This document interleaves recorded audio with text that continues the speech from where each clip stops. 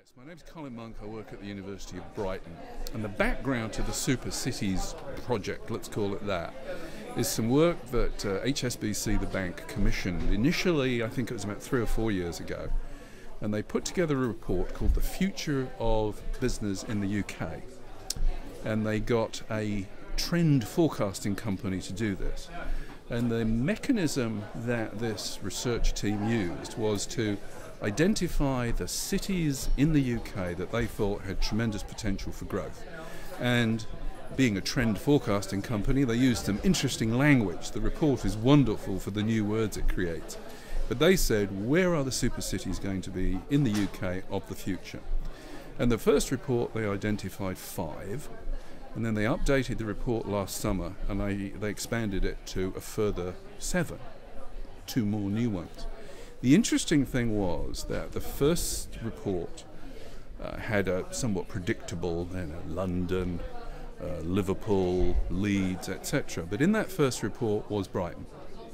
And Brighton stayed as a super city for the second report.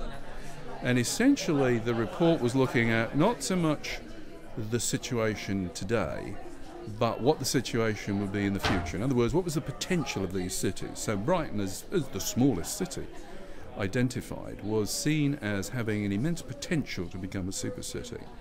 And the thing that was driving it, and this was the research that they did and the comments that these people made, was that Brighton, as they said, is the UK capital of the rebellious alternate culture. What does that mean? What they did, the reason they used that is they had several questions where they asked a whole series of people who had great experience in entrepreneurship and starting up small companies and the innovation ecosystem, let's use that phrase. And they kind of said to them, where are the places that this sort of thing is happening? And that's where Brighton's name came from initially. Then they did a further set of surveys with people in Brighton. They asked them a whole range of questions. And this is all qualitative research, not quantitative research. So some of the questions they asked them were, what's your view of red tape? How would you start up business, etc. Quality of businesses. And what surprised them, I think it even shocked them a little bit, was that some of the responses from Brighton were so totally different from any other city that these people were saying, no, we don't do it that way, we do it our way, we wouldn't bother about that, we think that's got to be changed. And there was a very noticeable difference, that the Brighton entrepreneurs were just moving in different directions, they were prepared to take risks, status quo just never existed, they were looking at new business models, new opportunities, new ways of doing things. And part of that comes back to this thing that we were talking about earlier this evening about natural resources. Brighton as a city never had natural resources, never had ports, never had transport links, never had mines, didn't have big airports, didn't have railroads going through it. It's half a city because the other half's a bit wet.